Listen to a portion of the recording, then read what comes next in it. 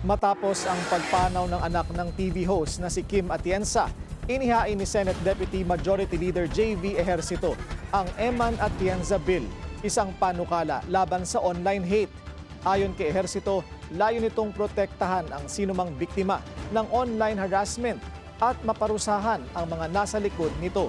Sa ilalim ng panukala, posibleng makulong ang perpetrator at magmulta ng 50,000 hanggang 200,000 pesos. Inalala rin ng senador ang advokasya ni Eman, Promote a Little Kindness. Sa datos ng UNICEF, humigit kumulang 1,200 na kabataang Pilipino ang nakaranas ng unsafe online behavior at harmful content.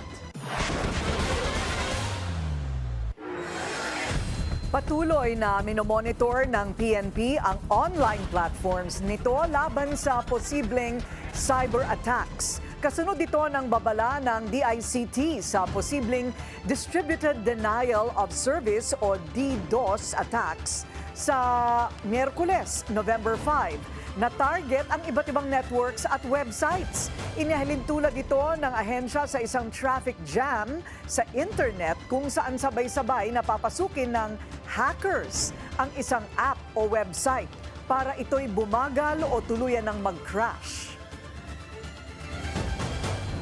We have different system, and in fact, we've been victim of that cyber attack, leading to